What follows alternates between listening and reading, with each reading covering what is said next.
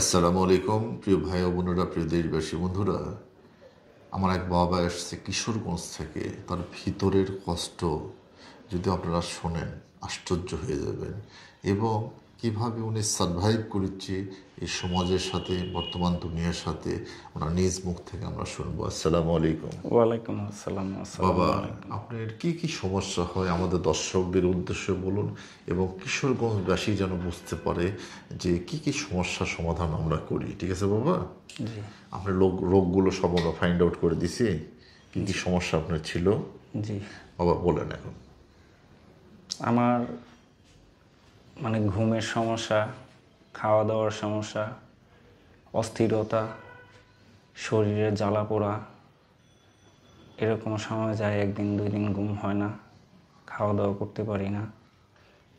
এরপরে মাঝে মাঝে দেখা যায় আপনার এই শনিবার, মঙ্গলবার, বৃহস্পতিবার এইসব কিছু দিনে আমার শারীরিক অস্থিরতা এরকম প্রকার বাড়ে যা মাত্রা অতিরিক্ত। আরও নানা প্রকার সমস্যা আমার আজকে 3-4 বছর যাবৎ আমি এরকম সমস্যায় ভুগতেছি। আপনার বাবা মারা গেছে কত সালে? 2018 সালে। আপনার ভাই? 2022 সালে। এখন তো এগুলো কারণে আপনার কর্মস্থল মোটামুটি প্রায় বন্ধের দিকে, জি এবং কোনোভাবেই কোনো আয় বরকত কিছুই করতে পারছেন না আপনি। না। ইনশাল্লাহ আজকে থেকে মনে করেন যে আপনার দায়িত্ব আমরা নিলাম। ঠিক আছে? আমরা চিকিৎসা করব আপনাকে, আপনি সুস্থ হয়ে যাবেন। পুরা কিশোরগঞ্জবাসীকে আপনি আপনার নাম্বারটা দিয়ে দেন। ঠিক আছে? যেন আমরা চ্যালেঞ্জ করে আপনাকে চিকিৎসা করব। মানুষ যখন আপনার ভিডিওটা দেখবে তখন আপনাকে রিং দিবে। ঠিক আছে বাবা? জি আপনি তো ভালো লাগলে তো আপনি বলবেন যে না আমার ভালো লাগছে, ওনার কাছে যায়।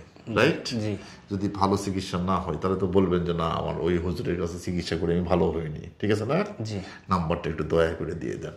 আমার নাম্বারটা হচ্ছে 01911942587। আর একবার বাবা। 01911942587। বন্ধুরা, আমরা প্রত্যেকটা রোগীর সাথে চ্যালেঞ্জ করে তাদের নাম্বারটা দিয়ে দিই। আপনারা প্রয়োজনে আমাদের রোগীর সাথে কথা বলবেন, কথা বলে তার সমস্যার কথা শুনবেন, কিভাবে আধা ঘন্টার মধ্যে একটা রোগী সুস্থ করি আমরা, এবং পরবর্তীতে তাকে কিছু ট্রিটমেন্ট দিই। এই ট্রিটমেন্টের ধারাবাহিকতায় উনি আস্তে আস্তে আস্তে আস্তে সুস্থ হয়ে যাবে ইনশাল্লাহ।